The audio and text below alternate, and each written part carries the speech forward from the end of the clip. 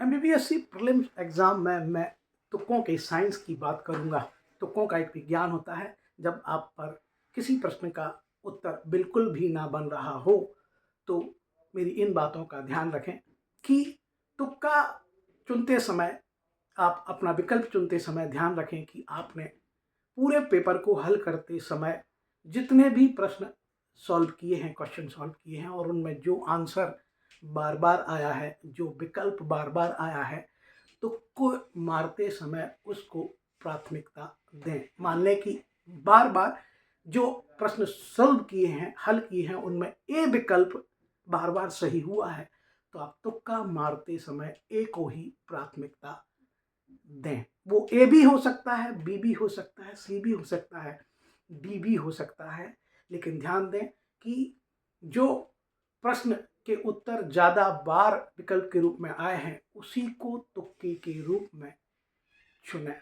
एक और बात एमपीपीएससी के तुक्के मारने के साइंस में हम करेंगे और वो ये है कि पिछले कई वर्षों के अध्ययन के दौरान मैंने देखा है कि तुक्का एमपीपीएससी या किसी भी एग्ज़ाम में मारते समय उसके एग्ज़ाम के स्वरूप को ध्यान में रखा जाता है और एमपीपीएससी एग्ज़ाम का स्वरूप जैसा है उसमें कभी कभी पेपर में प्रश्नों के उत्तर के साथ, विकल्प के साथ, कभी कभी किसी विकल्प के साथ ब्रैकेट में व्याख्या आ जाती है, कभी कभी उसका इंग्लिश वर्जन आ जाता है, कभी कभी उसकी विशेषता या कुछ और चर्चित आ जाता है। तब आंसर के उस विकल्प के होने की संभावना सबसे ज़्यादा होती है।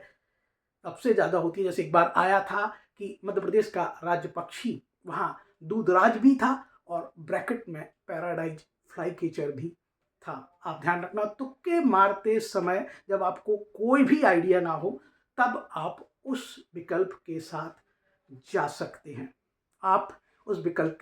सकते हैं। बाकी आपका बुद्धि और विवेक भी है।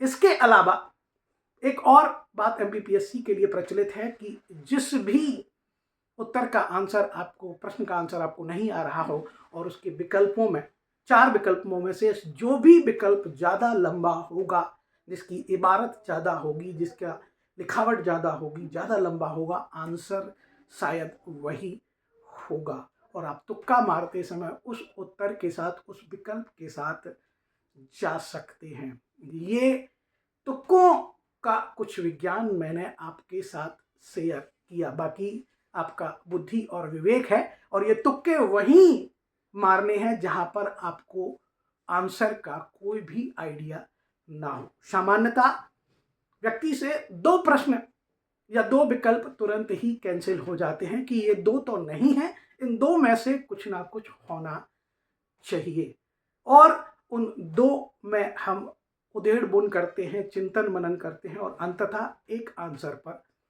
पहुंच जाते हैं। लेकिन जहां आपको एक भी विकल्प का या सही आंसर का कोई आइडिया ना हो रहा हो, वहां आपको ये तुक्के का विज्ञान अप्लाई करना चाहिए, जो कि मैंने अपने अनुभव के आधार पर शेयर किए हैं। शुभकामनाएं। जय हिंद, जय भारत दोस्तों।